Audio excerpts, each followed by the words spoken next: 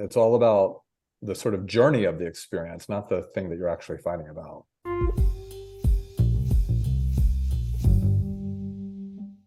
Hi, this is Dr. Andrew Rimby, host of the Ivory Tower Boiler Room Arts and Culture Podcasts. If you haven't, please take a second to rate us on Spotify or Apple Podcasts. Please make sure you're following us on Spotify or Apple. And did you know we have a YouTube channel? Please subscribe to our YouTube channel. It really means a lot. You can actually see a lot of our video episodes on YouTube. And if you don't want to listen to any ads that are going to happen throughout the episode, even though I love all of our sponsors, of course, you can listen to our ad-free episodes on Patreon. That's patreon.com/Ivory Tower Boiler Room. And right now, you can get 1 week for free to see all of the ad-free episodes. And all of those episodes are also video episodes. So you can get to watch me, the guest, and you can also listen to all of Mary's True Crime and Academia episodes ad-free. Okay, I hope you enjoyed the episode. So before listening to today's Queer as Folk rewatch episode, I just want to let you all know this was recorded in the spring of 2024. So I've been waiting to release this episode in light of the election and politics. Don't worry, it's not an episode where we're recapping what happened with the election. I'll allow all political commentators to do that. However, I did want you all to know that my guest today, Dr. Neil J. Young, just wrote a book that is now out. It is called Coming Out Republican, A History of the Gay Right. As you will learn, he is not coming out as Republican, even though he gets that misconception a lot.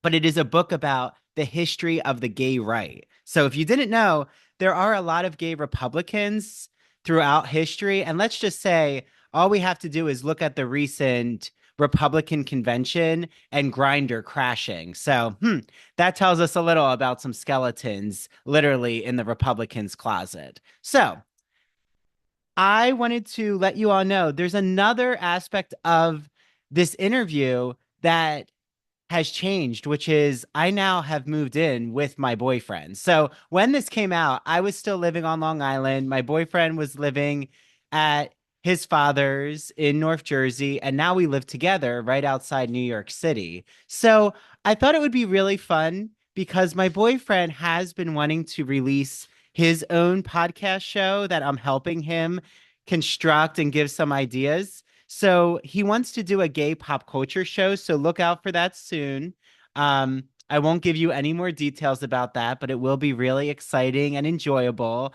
And I asked him, I said, Lawrence, can you please, please, please let all the listeners out there know 2 lessons that you've learned so far about moving in. So I'm going to hand him the microphone and then I will give 2 lessons that I've learned so far about moving in. Okay, so Lawrence is here. What are 2 lessons that you've learned so far about moving in? Hi, baby. Good morning.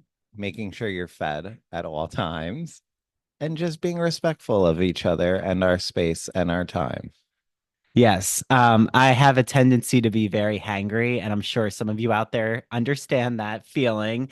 And then my 2 lessons are our walks are such beautiful therapy to clear our heads, and a clean home is a happy home for my boyfriend and for myself and processing our thoughts. So it's been so beautiful. I mean, all of you who've recently moved in, Mary just moved in with her boyfriend. I'm sure you all have learned a lot of lessons. So Neil, he also talks about that process of moving in because it happens in this specific Queer as Folk episode. We get a lot of conversations around the topic of moving in. Okay, so more news to come about my boyfriend's gay pop culture show. I can't wait. Hopefully, I think in the new year, it will be premiering in January-ish. So look out for that. And without further ado, here is our Queer as Folk rewatch show.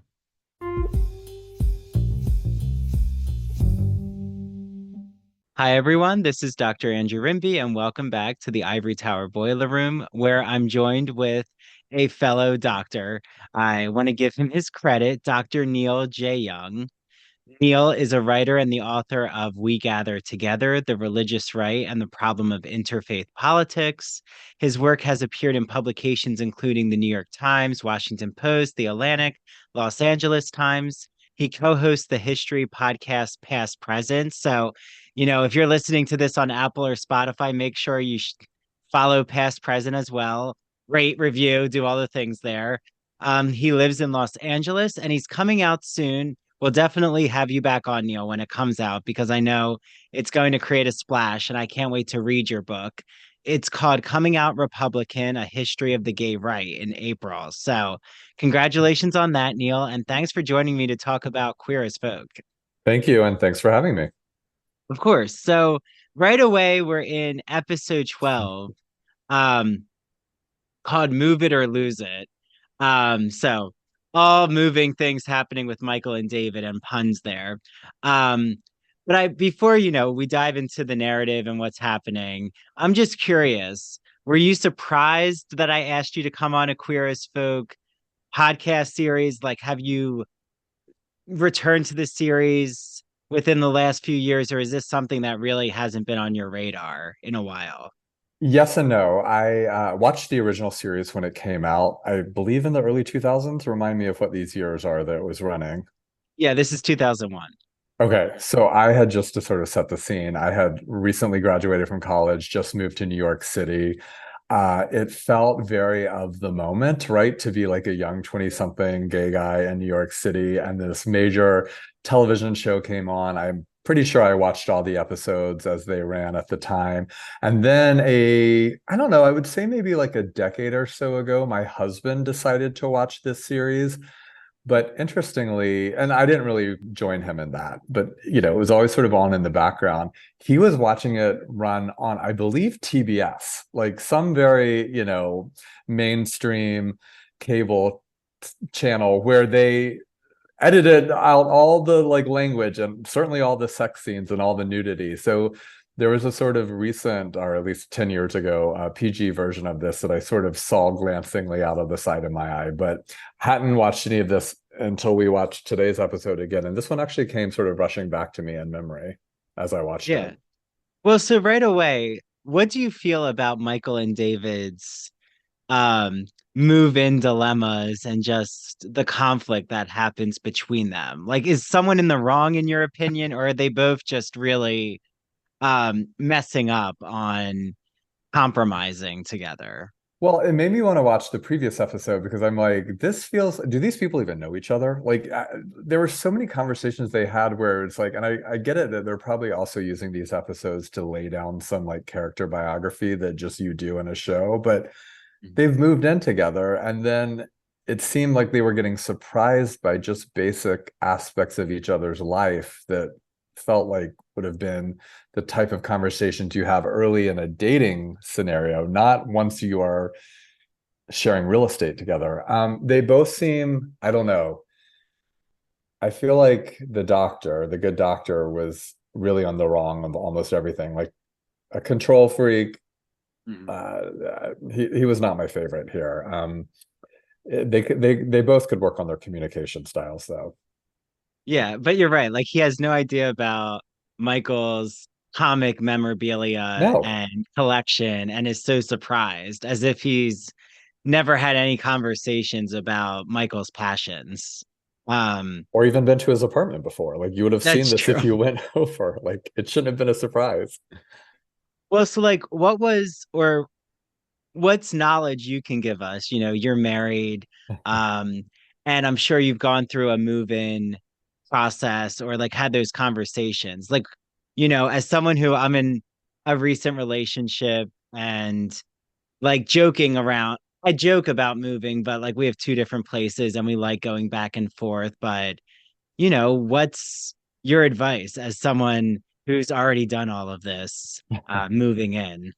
Well, it's funny you asked that because watching this episode, it reminded me of when I moved in with my husband. We've been together for 17 and a half years.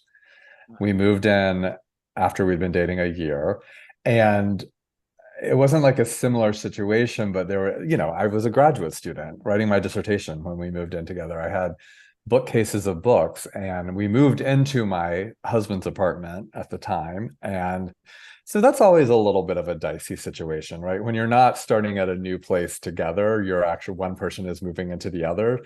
That's a little bit uneven ground, literally, that you're on. And I remember the first day we were moving in, I had all my hundreds of books in boxes, and he said, "Are you cool with us just putting all these books under the bed?" And I was like, "What are you talking about? We have to, like, we're putting these out on the bookcases, like in your apartment, these bookcases that you have that are empty. We're going to put all my books in there." And and that also seems like a little bit of a story where clearly he knew what I did for a living. As a graduate student writing a dissertation, he knew books are important to me. But we always tell that story because it's sort of, he didn't necessarily realize how important that, like, books were things you would have out, as visible objects, not just something you would like sort of stow away under the bed. I think the most important thing always, always, always is communication. This Like, they don't seem to have any skills at this. They seem to like sort of do things and then like cover up or deal with the damage, the fallout later. And again, this is a dramatic show that's obviously trying to use conflict to move, narrative forward. But I think one of the things I find interesting, even being this long into a relationship, is we're still learning our communication styles. We're still learning different ways of like best communicating with one another about things we're feeling and things we're experiencing. So it's never like a one size fit all thing, as much as there's an evolving aspect of that's like how you build a relationship together. I don't think these two, I mean, I know how this all plays out, but like even from this episode, that like it doesn't seem like they're gonna really go the distance. Yeah. Well, do you think that you have to move in to like establish that next step of a relationship, or you can go back and forth between places and still like have a really committed relationship? Because that's where I feel David, he believes like they need to move in order to be partners together, and Michael like sees this more as a boyfriend scenario. Like David tries to distinguish between boyfriends and partners, which like on the last episode I was kind of debating that, not like critiquing my guess, but we were debating like what do those terms even mean in distinction? Like isn't my feeling is a boyfriend should be your partner ultimately. I mean, I think like that would be the trajectory that one would assume a relationship would unfold. That doesn't necessarily mean that all boyfriends become partners and not. I mean, I feel like, I don't know, boyfriends become partners, become shared, no, I don't want to use the word roommates because that's like not the word at all, but like where the joint residential experience happens and where the like defining of each other as partners. I think that can like one can become before the other depending on the couple. But that's obviously a trajectory that I think feels familiar to like most people, and like the sort of path towards marriage and commitment and long-term stability. I think what's really telling here, and it's interesting because I went and read the description of the previous episode, because there was a couple things that happened in the opening minutes of this episode that I was like, I'm not really sure what I need to know that's previously happened. So I went and read the description of episode 11, and they tried to break up with each other, or Michael tried to break up with David, but then David like beat him to the punch and asked to move in together. It's what I understood of the description. Is that right? Yeah, no, you're right.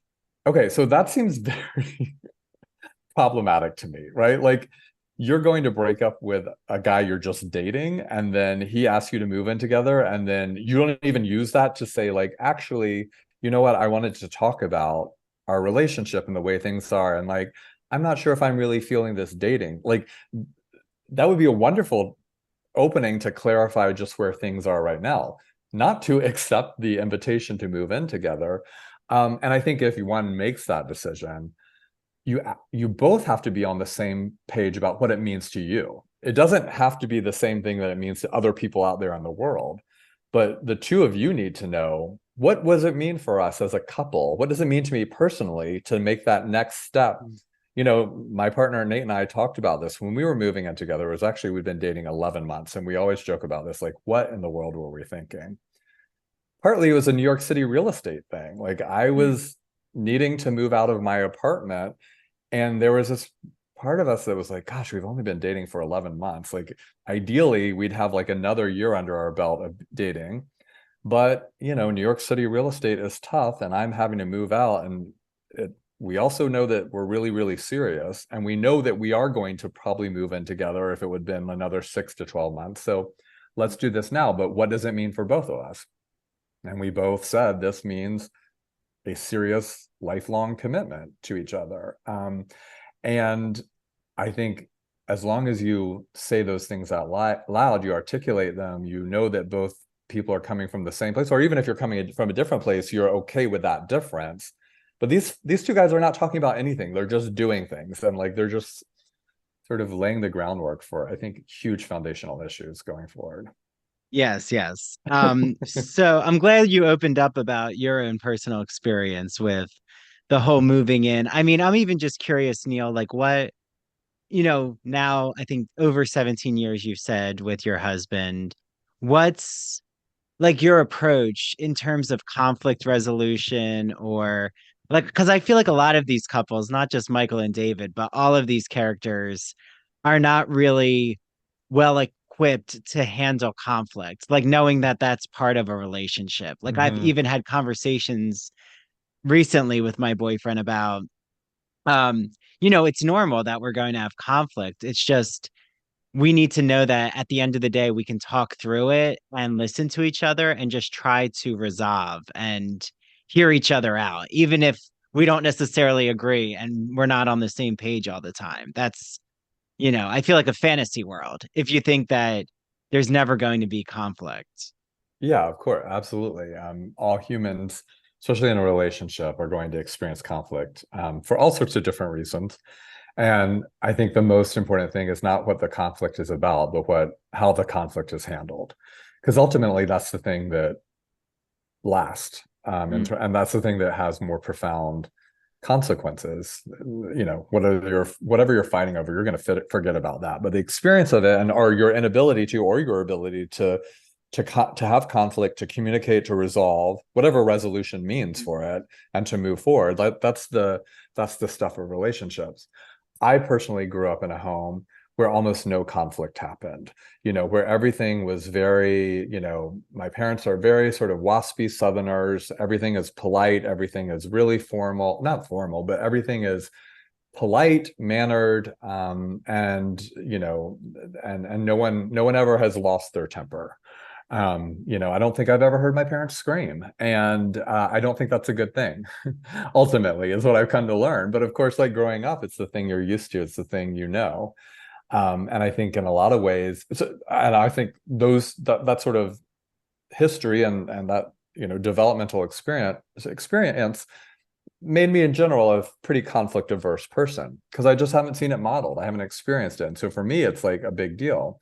And my husband had, a different experience. And I think so there's a reason we fit together. I think the sort of, conflict avoidant versus someone who's better at conflict, like there's a reason that's a sort of connection that we can actually have a relationship. It would be bad if and my husband is not at all conflict oriented, but I think he's been much better about when there's something that happens, like addressing it. And that's something I've learned a ton from him and really appreciate. And we've definitely have our conflicts that weren't handled well, especially in the early years.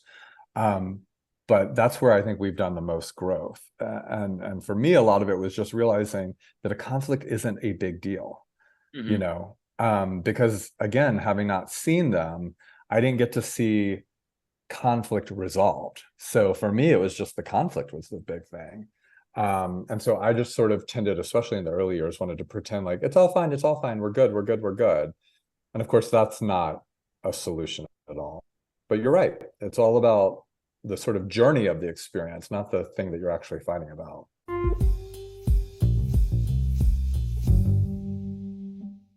So you all have heard me talk about my friend Christian Garcia's excellent podcast called That Old Gay Classic Cinema. Well, just in time for spooky season, everything fall and gothic, he just had on friend of the show, Joseph Federico, to talk about Dracula. Yes, Dracula starring Bela Lugosi. So you can now listen to that episode wherever you get your podcast, like Spotify or Apple. And you might have seen I've been releasing some That Old Gay Classic Cinema episodes on the Ivory Tower Boiler Room. You can now listen to his premiere episode that I got to talk about The Sound of Music with him, which I really loves that I was on the inaugural episode. Thank you, Christian. Also, we released his Gone with the Wind episode, and we only released part one. So to listen to part two, you have to head over to his podcast.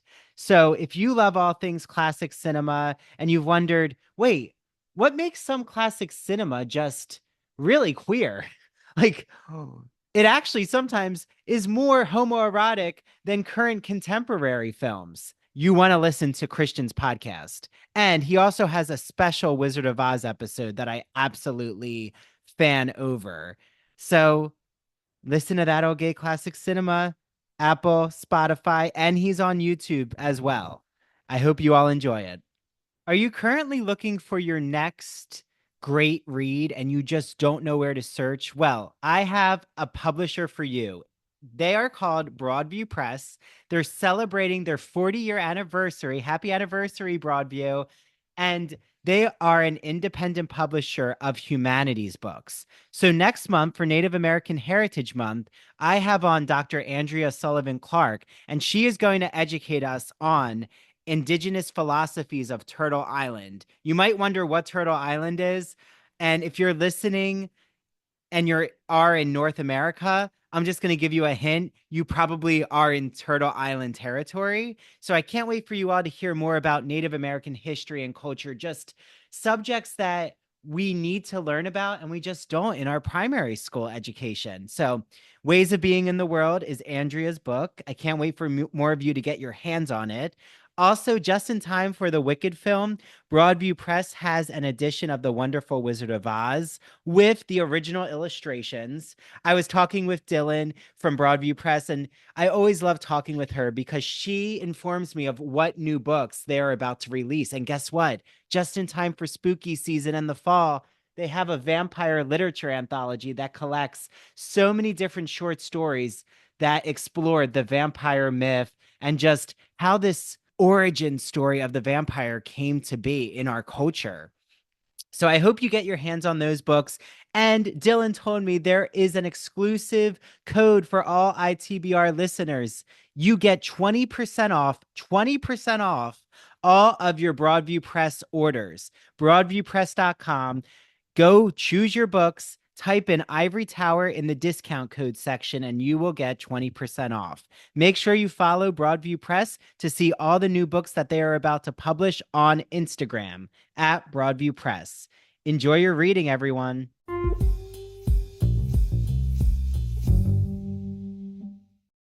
Yeah. Well, so what did you think then of Lindsay and Melanie? Because they're kind of Oh my like goodness. speaking to your WASP upbringing. Like Lindsay's very pretending that they can just keep moving forward without addressing the issues. And then Melanie's like on the opposite from a Jewish immigrant family and it's like, no, we talk about every, issue that's out there. Like we're going to like with a finely toothed comb pull back, every strand of hair. We have to go through it. And I kind of grew up in a family that was more like Melanie's, where like it was always a discussion. Like even if you didn't really think there was an issue, you just needed to hear it spoken out loud as a family. So like that's kind of how I approach discussions is just like, well, let's just be proactive because I Yeah. don't want it to explode eventually.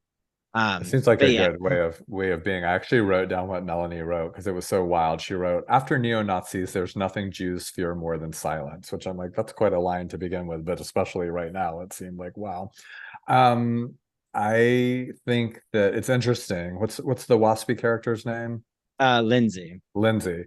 So and she actually makes that explicit, right? Like I think at some point says like my waspy family, dot Yes. dot dot. I think Lindsay is pretty good at the conflict. but she's very passive aggressive. And Melanie seems, well, actually, they both are. I mean, I really found these scenes between them just very uncomfortable to watch because they're just stabbing each other right and left, but they're not like facing each other and actually talking, communicating. Like it actually, even physically, like they were in different rooms and they're just like throwing barbs at each other. Like they're making these snide comments that are really hurtful, that are really loaded, that are clearly tied to some big relationship issues. I'm like, y'all need to just sit down on the couch and like lower the temperature and say what it is you need to say to each other. But I thought it sort of made me laugh when she sort of mentioned being a waspy, uptight family. I'm like, you're throwing plenty of stuff here too yourself. Mm. No, you're right. And do you like though that Lindsay and Melanie are like enlisting their gay male friends as backup? Like Lindsay has Brian in one camp Mm, who's playing with his son Gus. Like, he um technically is the father, but like Melanie is raising us with Lindsay, but like Melanie doesn't have actual like legal guardianship because mhm. Brian won't sign the papers over to her. So there's that whole issue. And then, Melanie is like getting Ted on her side to try to distract Brian. So Yeah. uh, he's not there to, I guess, step into their relationship. It seems a lot of like effort and a lot of commotion and a lot of diversion rather than just dealing with the issues at hand. And I get that, again, it's a TV show. They're trying to use drama to push plot forward and also maybe to involve more of the cast, but it it sort of was wild to me. I mean, I think partly the show is trying to, and again, like granted, this was 20 years ago. I mean, a very different LGBTQ reality than what we have sitting here in 2023, even with all the mess going on. But I think they were really trying to offer alternative models of family. Like that was a huge theme of the show. And so I get the way that they're really sort of drawing the boundaries of family here and thinking about extended networks that step out of sight of the, hetero patriarchal model.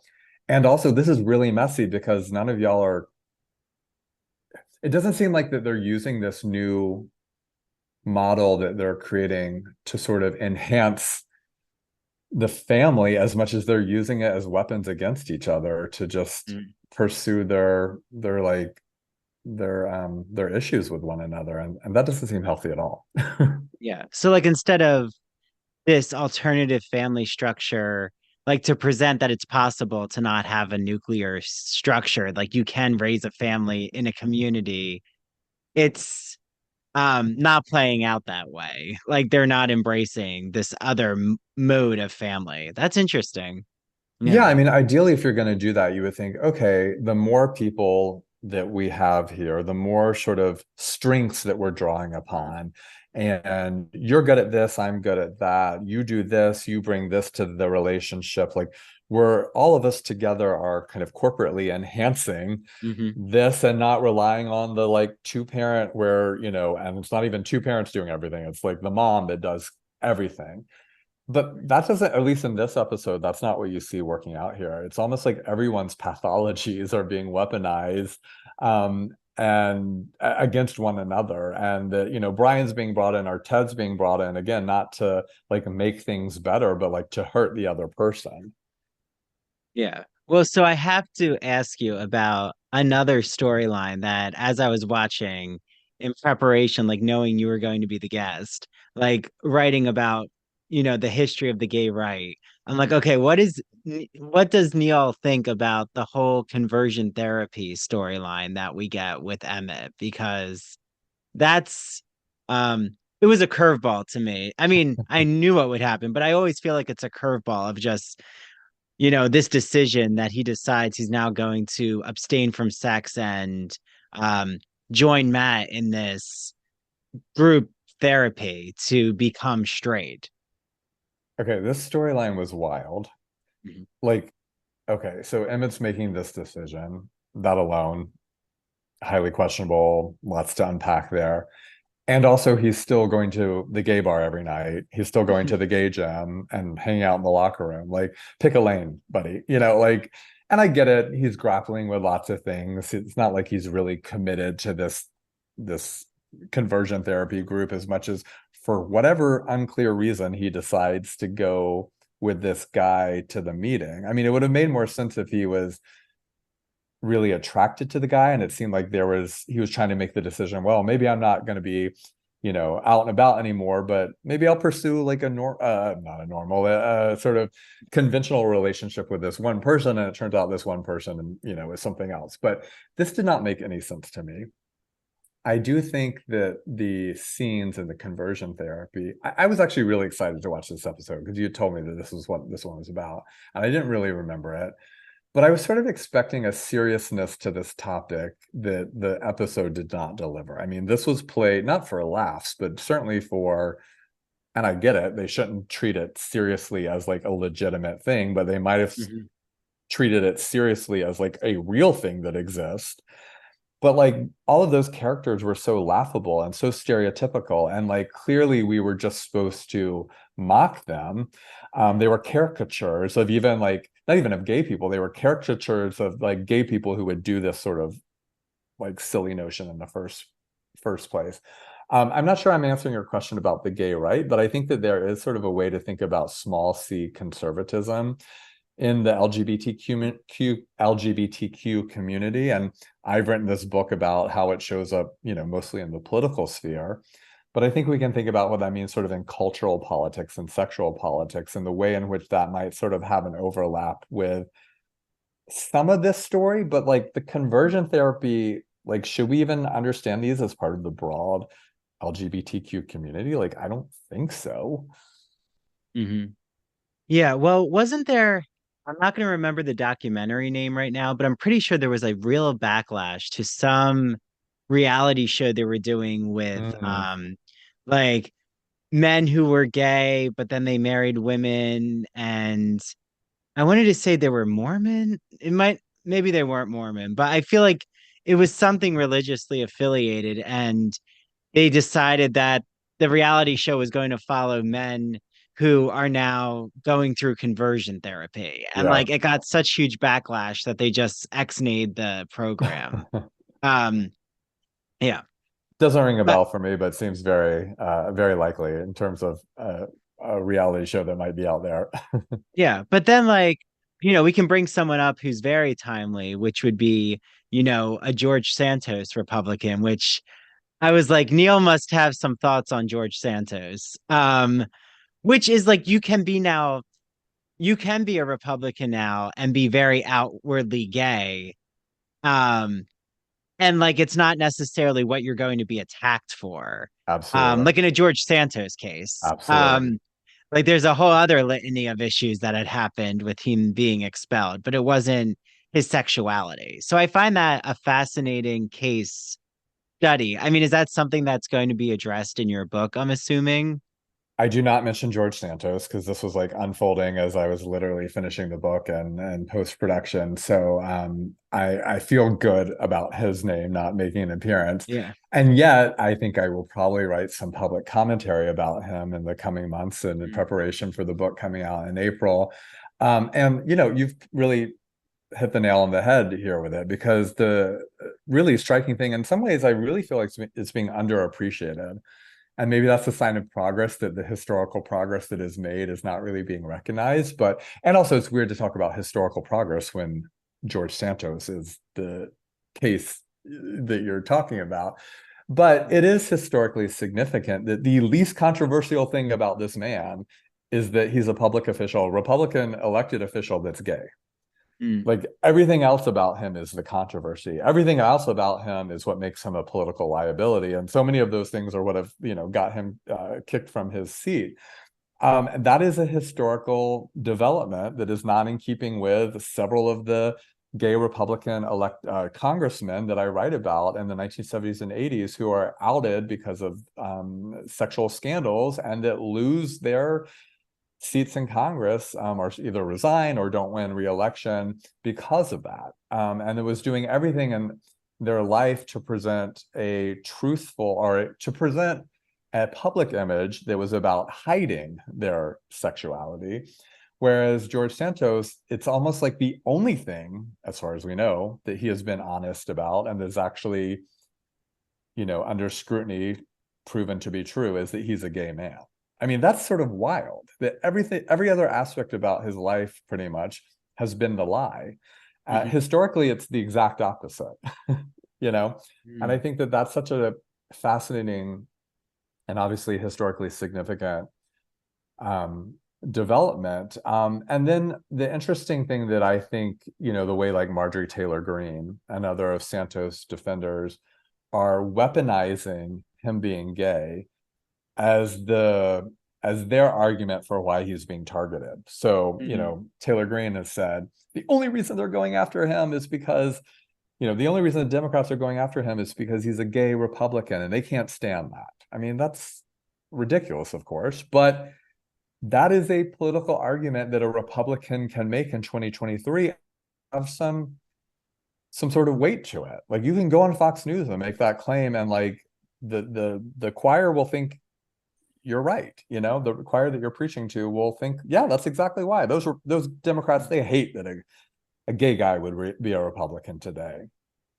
Well, and like I was wondering, as you're watching Queer as Folk, something that I actually found really striking, like having a political analyst hat on, is that politics are really not even mentioned in the show. Like there Yeah, is no talk about political parties, or maybe eventually there will be, I forget, but it's not very. I feel like the fact that they're out and living their lives is the like political statement of the time, instead of, what is Brian's politics, or like what is Michael think, or, because I was trying to think, like, are there any political factions within the group? Like, are they all pretty monolithic and homogenous thinking, or would any of them be a gay Republican? that You is know, a great question. I love that question. And you're right. There's no like capital P politics in this at all. And like, this is the first George W. Bush administration, the first term, right?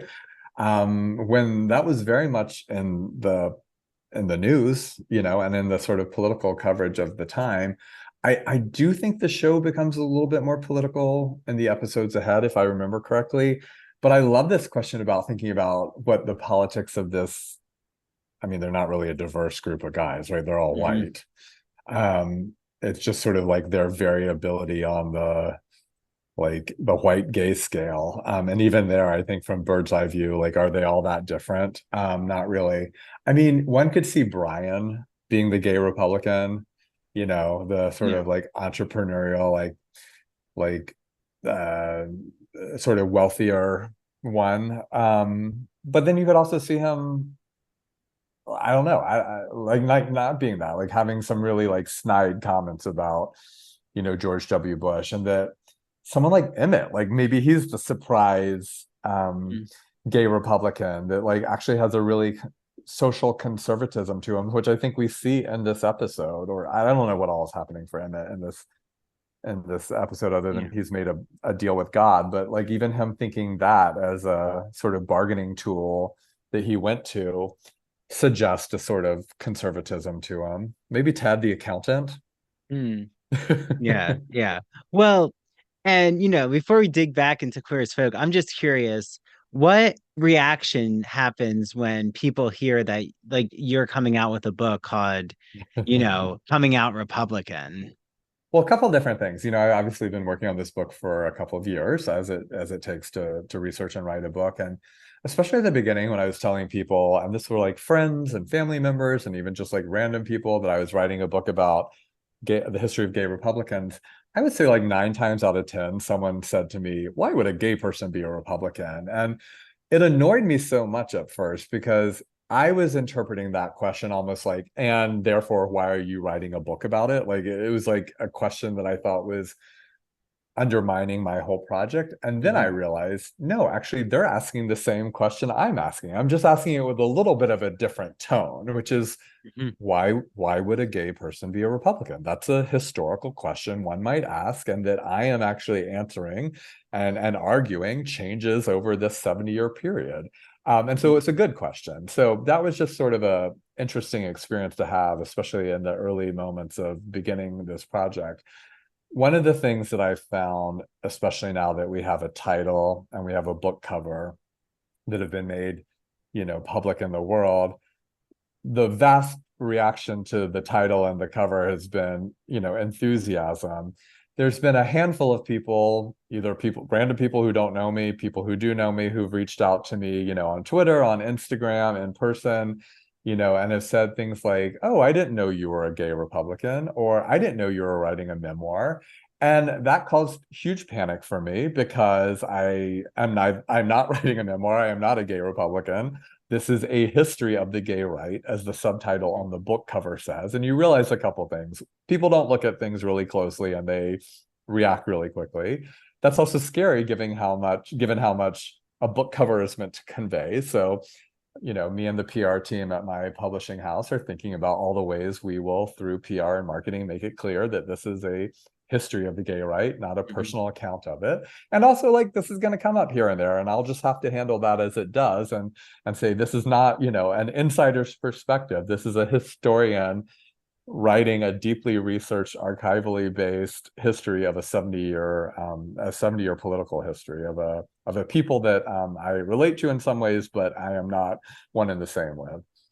Yeah. Well, and I go to Fire Island a lot. Like I'll stay. I met a lot of people there. And trust me, Neil, I've seen all what I think surprised me actually about Fire Island is once, well, you know this, but once you get a large group of gay men together, the diversity of their political beliefs, I think would surprise the Yeah, general public.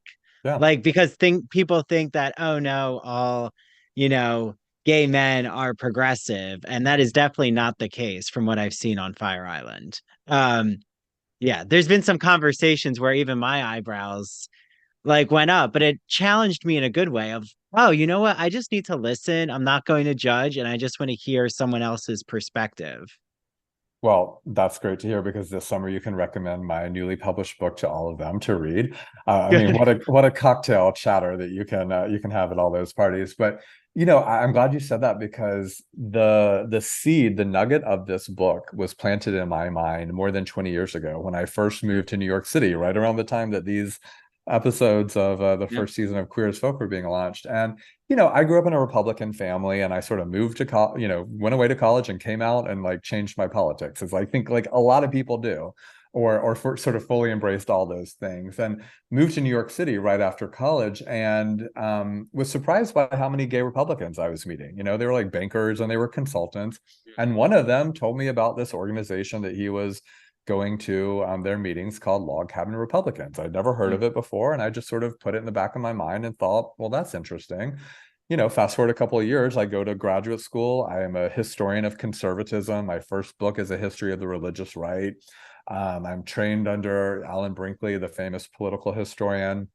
So I'm interviewing for a lot of political history jobs. And when you interview for jobs, you also let, universities know what you imagine your second book project is going to be. And I was presenting myself as a historian of conservatism. And so on all those, and those interviews and those cover letters, I'd say, oh, my second project is going to be a history of gay Republicans, because I thought it would be this interesting way of, like, I did the religious right first, and then I did the gay right. And this is a way of thinking about actually how a lot of the demographics are sort of the flip sides of the same coin within the Republican Party, as opposed to thinking about, the religious right as opposed to sort of the secular LGBTQ left. Well, I didn't end up staying in academia. I didn't obviously work on that second project in the sort of professional timeline that I imagined. And I sort of put it out of mind. And the reason it came back to me as an idea to pursue more recently were two events that happened in 2019. And I wonder if these like register with you at all in terms of like what was happening and what you've sort of experienced out on Fire Island. First of all, Pete Buttigieg running for president, obviously not a Republican, but a centrist Democrat who, especially when he was running for president, who was getting attacked from the left and attacked especially from the LGBTQ left. And I wrote a couple columns about sort of defending him and the sort of historic breakthrough that he represented, and that you can agree, you can disagree with him politically, but the sort of viciousness with which I saw a lot of gay people attacking him, I thought was interesting and disappointing. And I thought,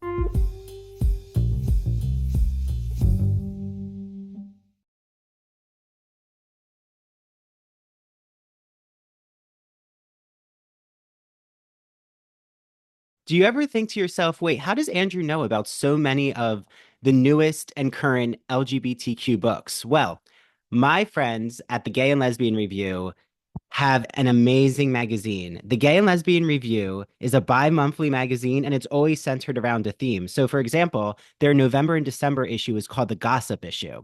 And it features some authors who actually have been on the Ivory Tower Boiler Room, like Ignacio Darnad, who runs the Breaking the Gay Code in R Instagram account. And I love that he's looking at Lorca and Dali in his newest article for the Gay and Lesbian Review. There's articles about D.H. Lawrence, about sodomy in the 1770s. Frank Rizzo, who is a theater critic, has an article, and I actually just recorded an episode with him. I can't wait for you all to hear it. We talk and gush about queer theater from the 1970s until the current day. The Gay and Lesbian Review has given me a promo code that I want you all to use. Go to glreview.org,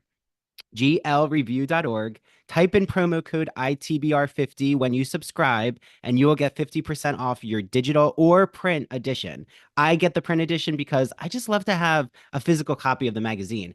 And the Gossip Issue, it's so exciting. My favorite Victorian author, Oscar Wilde, is featured on the cover holding a sunflower. So if you want the newest LGBTQ literature, film, TV, theater recommendations, you need the Gay and Lesbian Review. I hope you enjoy your reading, and please let me know if you are reading the Gay and Lesbian Review, what article you really liked, because I'll shout you out, and I'll even let the editors know, because I know they always want to know what the Ivory Tower Boiler Room audience is reading when they do get a Gay and Lesbian Review subscription. Okay, enjoy your reading.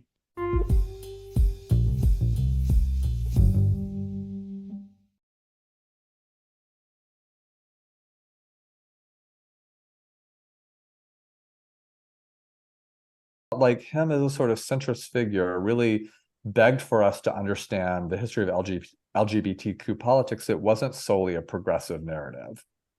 And then the other big event of 2019 was that the Trump campaign did a serious outreach to LGBTQ voters. It was a continuation of stuff they'd built in 2016, but was like much more developed in 2019 going into the 2020 race.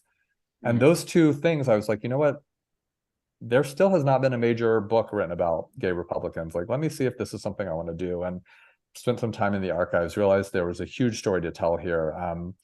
But I wonder if that like overlaps with some of the like it must have like you know there must have been conversations on Fire Island about Pete Buttigieg and like all the other sort of politics that have unfolded in the last couple of years that sort of speak to that breadth of diversity within the politics of the LGBTQ community.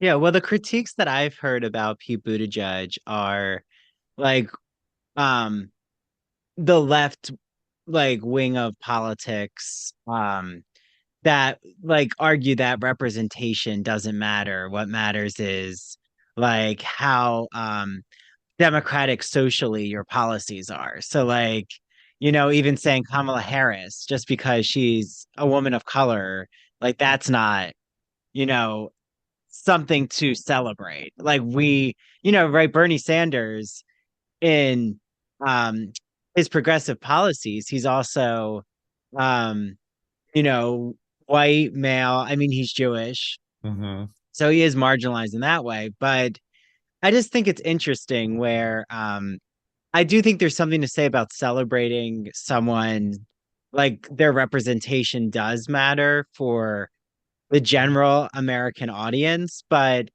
yeah, the pulling apart of Pete Buttigieg, I feel like some thought he was actually a secretive Republican. Like I've Mm-hmm. even um heard friends of mine say they think he's in the log cabin Republican Party, which I think his image fits what you would think of as a very put together. He's right, a veteran, but he's in a committed relationship. I think Yep. it's beautiful what he has with Chasten, right? Is that Yes. his Mm-hmm. husband? Okay.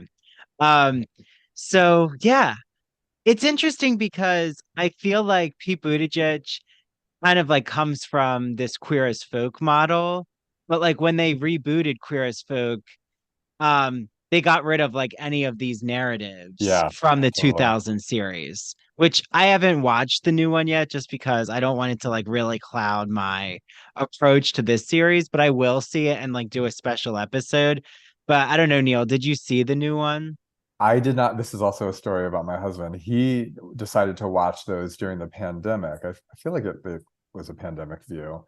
And Mhm. I think I watched the opening episode and I was just like, this isn't really speaking to me. And so we decided like he would watch that on his own and I didn't really participate. But it was again, it was like always on the background. So I would see it here and there. And it is almost unrecognizable. Other than the title, it's almost unrecognizable as having any connection to the Queer as Folk series that we're talking about now. I think you'll enjoy watching it and just seeing how much has been updated and diversified and the just incredible broadening of representation.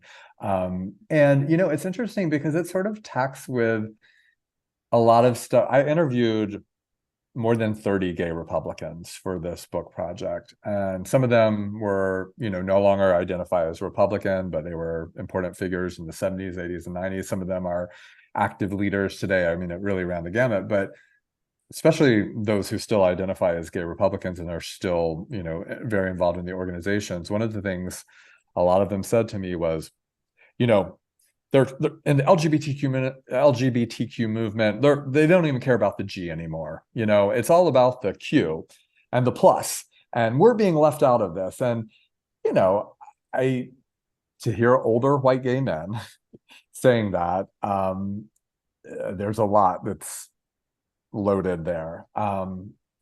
But I think, something like this speaks to the sense that we're just not being represented anymore, publicly, and like the pop culture and the movement and this idea that like it's leaving us behind.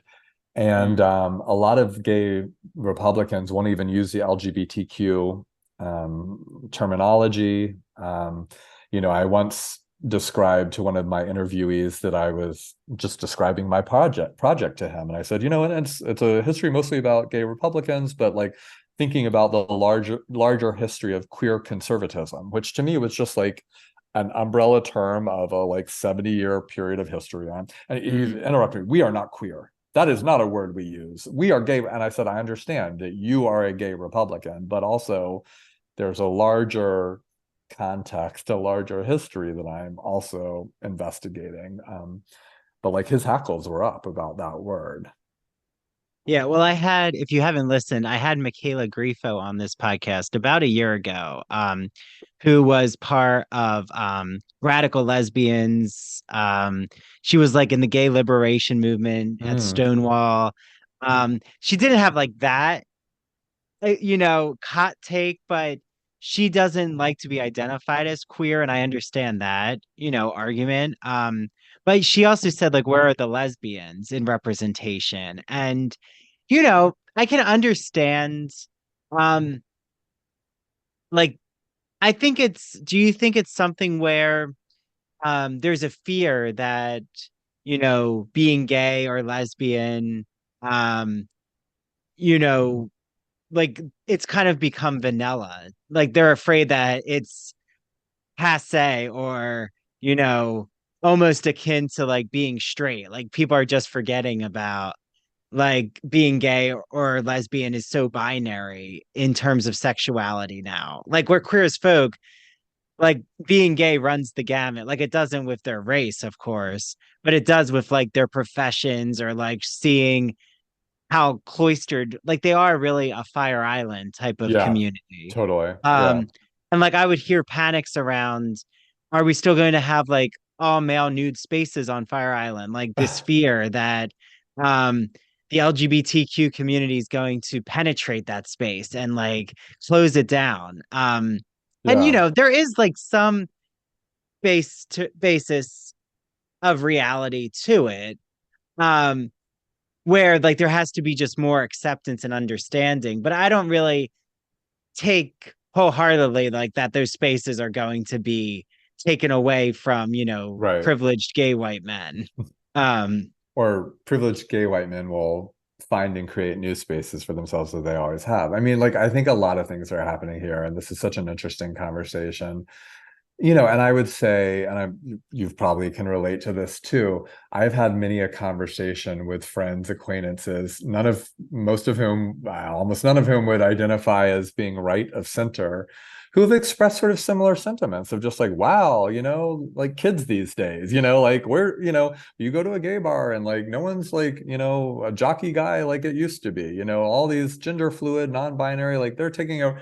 And I think one of the things, it's like, that's just a sort of generational observation, right? Like it's a generation is noticing that its sort of moment is passing and there's a new era and we see that over again within LGBTQ history, like on a number of different number of different ways. So I think like that's part of it. I think there is a politics to that. I mean, a lot of like the folks on the LGBTQ right, or especially the gay right, are really weaponizing this sort of conversation, especially as it relates to the trans issue.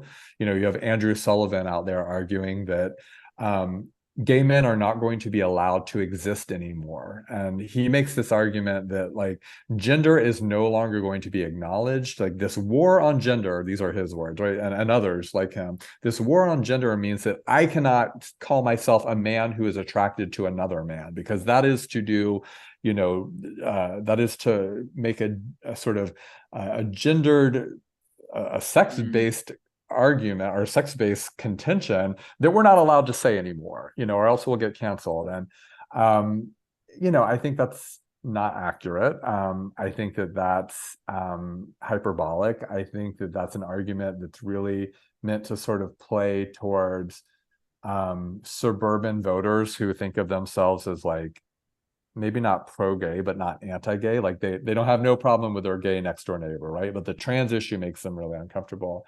But I think it just speaks to like the larger question of like, what does the LGBTQ community mean? And who all is in community within that community. I mean, we know historically it has been highly, highly segregated on all sorts of different issues, on race, on class, on sexuality. And so it shouldn't surprise us at all that we're seeing sort of new manifestations of those divisions. But I think those manifestations play out differently because, of course, the LGBTQ community is positioned differently within broader, like, quote unquote, mainstream culture than it was historically. Yeah, no, exactly. Okay, so I do have to ask you about, what did you think of the 10 ways to know if your husband's gay? That felt very dated in terms of like those cosmopolitan type articles or I wrote that down on my list I didn't take many notes on this episode, but I wrote that down. I wrote 10 ways to know your husband is gay, dash, so bad. I mean, the jokes were horrible. The yeah. idea that one would stand outside on their coffee break and tell these sorts of jokes. I mean, it did I mean, I guess you wouldn't have written it if it didn't seem sort of possible at the time, but it didn't even feel to me dated as much as just even, I don't know, watching it in 2002, 2003, you would also be like, well, this is stupid. This is ridiculous. Like, is that really what someone is doing? And they weren't even good. They weren't even funny. No. But one of them was like, if your groom kisses his groomsman or Yeah, I'm like, something. why would he do that? Like, well, if he does that, then why did he even go through with this wedding? Exactly. That was the opening one, if I remember. And I was like, this is really Yeah. bad. And like, it's Brian. No, not Brian. It's Michael, right? Michael's sitting there Michael. like a sad puppy, like unable to do anything. That felt like a historical relic. And I don't think that was inaccurate to the time, right? But um yeah, it was that was a really bad scene, I thought. Yeah. Well, how about, I do have to say, even though like we've kind of pulled apart David, um, something I find endearing is like David's puppy dog, like we're gonna spend Saturdays together. I want us to watch the game. It's like very um like he's really the bro, like he's the doctor sports bro.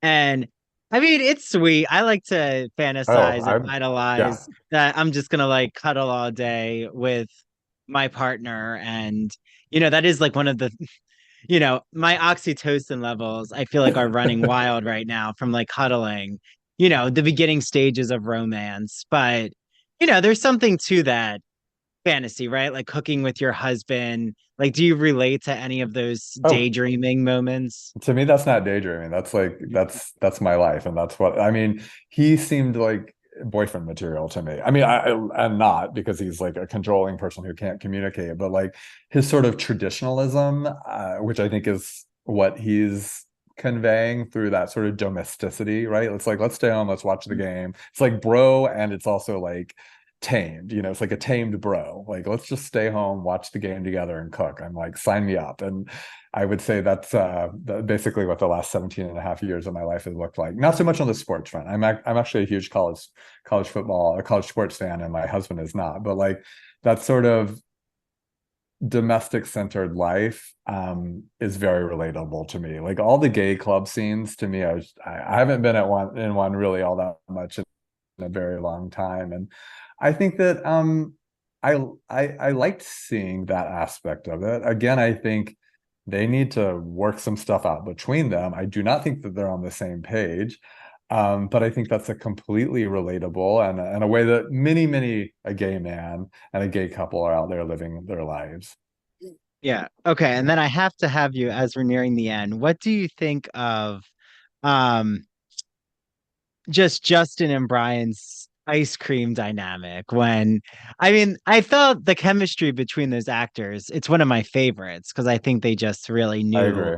the intimacy aspect of acting. But yeah, like Brian saying, "Don't feed me that. I have to do 10 more minutes on the Stairmaster." Like Brian is he's he's like a sex fueled god, but he also is so uptight on his lifestyle. Like he's On very pleasure. neurotic and yes, and pleasure. Right. I mean, it was, and also the way it was shot was so weird. I'm like, is this supposed to be suggestive? It felt potentially so. But it's also like, well, why is the ice cream out if you're not going to eat it? Like, like you would think that there would have been like they're sitting naked on each other and one of them is trying to feed the other one ice cream. Like you would think when you got out of the freezer, you'd be like, no, we're not. It was so But weird. well, like, do you think that they just had sex? Because that's what I was thinking. Is this like Justin's after sex Oh, snack? that's probably right. Right. Like he's gone over to the freezer and gotten it. He's enjoying it now. Yeah, you're right. You're right. You're right. I think the other thing it's trying to convey, which becomes a big theme of their relationship, if I remember right, is like Justin's young. He can eat whatever he wants and the calories are falling off, right? But like Brian is sort of like it's starting to fade, right? He's having to be more mindful of these things. Like he's having to put in the extra work or like not eat the things because the metabolism alone isn't doing the work. And so Yeah. I think it's partly just suggesting that Justin, young, he doesn't have to worry about anything. He gets to live his life as he wants, like truly pleasure driven. Brian has lived his whole life pleasure driven, but now he has to think a little bit more strategically about like which pleasures he pursues over the others. And if he's prioritizing his body and his sexual life, then like other things are going to have to be scrutinized a bit more. But it was Yeah, I mean, the just have a kiss bite. aspect, yeah, the kiss of like the ice cream, that is like to me an enticing aspect, but like the stickiness of ice cream just like going all down your body doesn't necessarily. I mean, I guess they'd have to take a shower anyway, so I mean, I'm um, not here to yuck anyone's yum, and it yeah. certainly seems like actually a pretty vanilla example on the like if food play is your thing, but it just was. I thought it also was a weird choice. Yeah, yeah. So, what do you even think about if you have 5 more minutes, Neil, Sure. is that okay? Okay. Yeah. So just the things that are asked in this conversion therapy, because I had to write down like um when the leader is questioning Emmett and he's like, well, do you question any of these aspects? And he's like, do you and your friends obsess over your bodies? Do they obsess over celebrities? Do you not know names of someone you've slept with? Is this the life God wants for you? Like, is that where you mean it almost felt like but I'm a cheerleader in a way. Like it's so campy. I don't even think it was campy. It just wasn't Mm. like good. It just wasn't thoughtful. Yeah. Like I just thought it was weird that they decided to do this storyline, but then to approach it so it felt almost half-heartedly. Like it just they didn't think through it. And like there's a campy version of this, right? That's so ridiculous that you're like, but I'm a cheerleader. Like that you're pushing the humor through the campiness of it to get to like the ridiculousness of it. This was like just it felt really lazy. I think that's the word. It felt lazy. Like, oh, we got to come up with like the types of things that these folks would say. It would probably be something along this line. It just no, they wouldn't. They would say something much more serious and much more, and again, I think it's inaccurately so, but sort of like psychologically and Mhm. theologically developed. Like this was so bizarre and surfacey. It was to me, it was the idea, like a liberal's idea of Mm. a religious conservative's view of homosexuality, and like and like with like spending 2 minutes of thought on it. Um, and again, I'm like, if you're gonna do this, and then Emmett is just like making fun of it, so why? Which understandable, but like, why are you there? And it did get Yeah. resolved. I assume like it's going to play out in another episode, but there was no like I thought he was when he stood up at the end, I thought he was going to tell them off, and he didn't really. It No, just no. nothing happened. Well, I feel like he went with this guy, Matt, like you've said before earlier in our discussion. It almost implies that he went with him because he's infatuated with him, but he's made this commitment that he's not going to have sex because he had this scare that he thought he had Right. HIV. And then he says, God, if I don't have HIV, I'm never going to have sex again. Um, but then, like, why does he follow this man to Exactly. this group? Yeah, it's And why are you going to gay bars and why are you at the gym in the locker room? Like, why are you doing like make it and I get it. Like, people like people do live in multiple lanes at the same time. But he could have articulated that, right? Like, "Ah, I don't know why I'm at this gay bar when I said this, and like, why am I doing in this locker room?" Or like when he's there, like, actually, I just wanted to get to know you better because I thought like you were it. He actually, I think, needs more dialogue here yeah. to develop what this means for him as a character. Um, he's sort of bizarrely silent as he's making these big sort of plot point decisions. Yeah. Well, so you have a feeling that Emmett is the conversion therapy is not going to last, I don't in think your so. opinion. No, I mean, just to give a spoiler to everyone out there who does attempt to have a girlfriend. I think that's Oh, where the next episode takes us, which okay. I is kind of remember that now. Yeah. yeah. Okay, that even seems like again, there's nothing like planted here that would make that make sense. Like, and I get it. They're trying to like come up with storylines. Mhm. But it would make even more sense if he'd been like, wow, I've lived this promiscuous life. And like, what I need to do is find a boyfriend that I marry and commit to. And that, like, that's the struggle for him is that he Mm. realizes, actually, no, I'm not relationship oriented. I'm not a monogamous person. Like that would be more believable, but actually be more interesting. It would feel more coherent and consistent. Like, this is so outside of the realm of anything that feels believable for why am I paying attention to this? I'm going to take this seriously. And if the next episode is you have a girlfriend, like let's just resolve this storyline and move back to you out and about with a half shirt on. Yeah, well, and I always love when, you're so honest or any of my guests, they're just so like I always say, I don't need this to be rainbows and unicorn analyses because I always say this is a soap opera. Um, and there's like the A characters and then there's the B Right, characters. And like, I mean, I love the actor who plays Emmett, but like Emmett, Ted, they're kind of on our periphery. And then we have like Brian and Michael, like their storylines are the more fleshed out. right. Yeah. Like I would say Brian has the most psychological depth, and then it's Michael, and then Hmm. probably actually Lindsay and Melanie have more depth in Yeah. this episode. And then Emmett and Ted are just like puppy dogs thinking going through different Right. journeys. But yeah, so this was so fun, Neil. I feel like you hit so many insightful uh analyses and just like teasing us all for your book, which definitely come back on. I'll I would be, love that. well read as to the history of the far right. I'll have to ask you about Fellow Travelers then, because that's all about politics and McCarthyism. Uh, Well, so I'm not sure. Have you watched it yet? I haven't, but I just signed up for Paramount to be able to Oh, good. watch this episode, and I got the Paramount Plus Showtime option. And I Oh, told good. my husband today, I'm like, we're watching Travelers starting tonight. I'm really excited about that because it looks great, and would love to think about.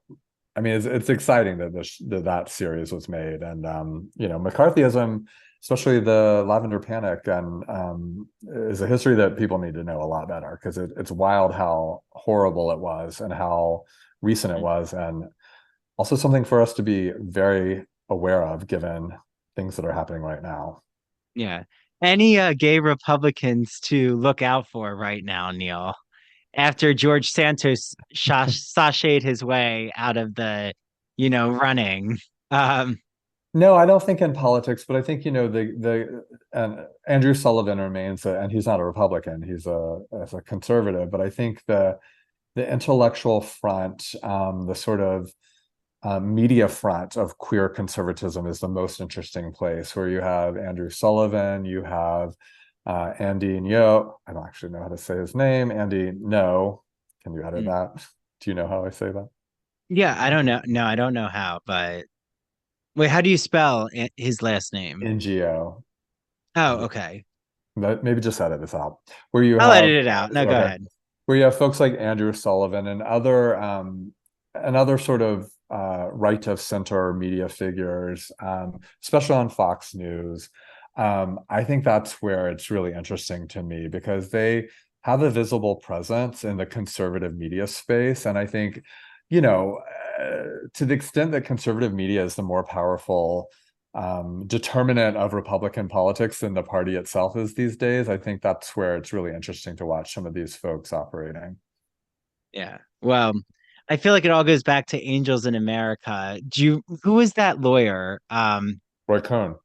Yeah, Roy Cohn. Yeah. I just remember the complexity of a Roy Cohn type character and like what he went through with like the Rosenbergs and the execution of them, but also like hiding that he was gay, but then he developed HIV and AIDS. And yeah, I mean, I can't wait to like just see where your book picks up and where you start. So, for Well, everyone out there, Neil, how can they follow you on Instagram, social media? You know, get ready for your spring book premiere. oh yeah, that's so nice. Yeah, I'm still on Twitter, even as it continues to fall apart. I Yeah, believe I'm Neil J. Young 17, and I think that's also my Instagram handle.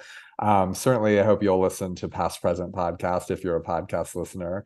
Would love to have you over there. And the book is already up and available on Amazon and all the other places. You can pre-order it. Again, it's called Coming Out Republican. And I would love to talk with you about it in the spring. yeah. There's a lot more that we can say here. And I appreciate you having me on to talk about this episode. It was really fun. Of course, yeah. Follow Neil. I agree with you. X, I still post, but who knows what's happening with the algorithm? I don't know. But people are there.